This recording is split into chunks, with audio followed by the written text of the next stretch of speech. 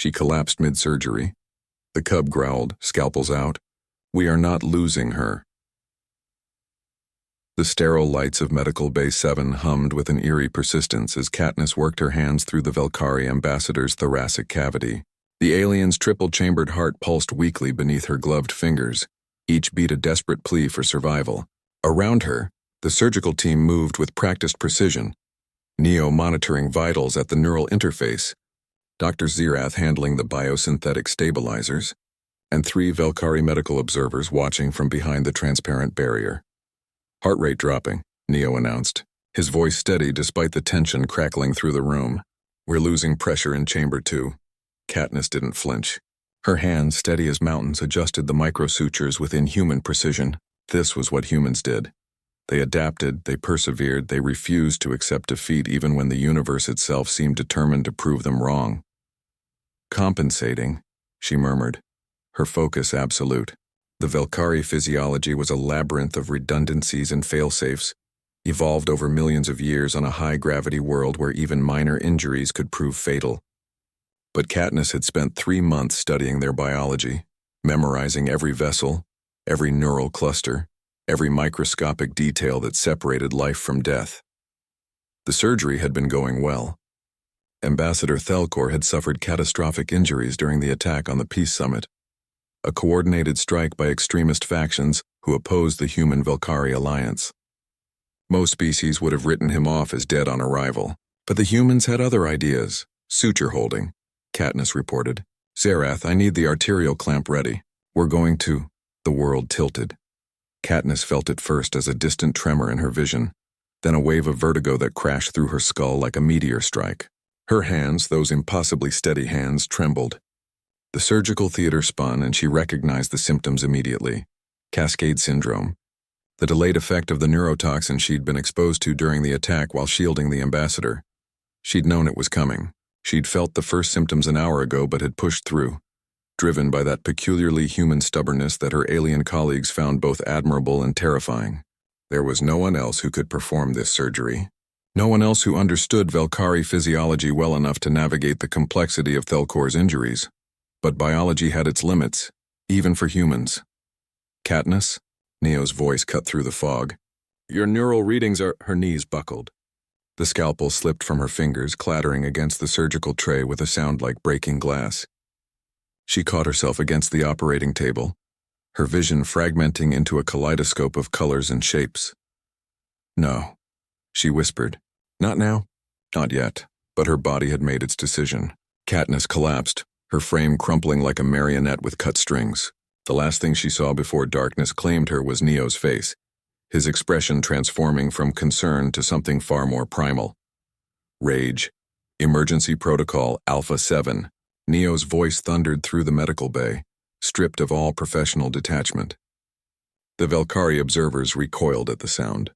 They'd never heard a human truly angry before, and the sound carried frequencies that resonated with predatory instinct, refined over millions of years of evolutionary warfare. Dr. Zerath moved to stabilize Katniss, but Neo was already at the operating table, his hands plunging into the sterile field with absolute confidence. What are you doing? Zerath hissed. You're not a surgeon. The ambassador is not dying today, Neo snarled, and the room fell silent. His eyes blazed with that particular madness that humans called determination. And neither is she.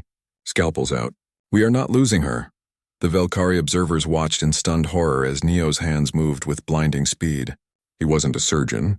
He was a xenobiologist and medical technician. But he'd been at Katniss's side for every moment of preparation. He'd absorbed every lecture, memorized every procedure, witnessed every breakthrough she'd made in understanding Velkhari physiology. Humans had a word for this. Mitakuye oyasin. We are all related. What one human learned, all humans could access through that strange collective determination that made them such formidable allies and terrifying enemies. Arterial clamp. Neo barked. A nurse slapped the instrument into his palm. His movements weren't as elegant as Katniss's, they were rougher, more forceful, but they were effective. He sutured with the intensity of someone fighting a war, because that's exactly what this was. Dr. Zerath stabilized Katniss with the anti-toxin protocol, Neo commanded. Now. but the dosage required could do it! Behind them, medical drones swarmed over Katniss's prone form, administering the aggressive treatment protocol that would either save her or kill her. Humans understood risk in a way that most species couldn't comprehend. They'd climbed from the muck of their death world to the stars by making impossible choices and living with the consequences. Neo's hands moved through the ambassador's chest cavity with brutal efficiency.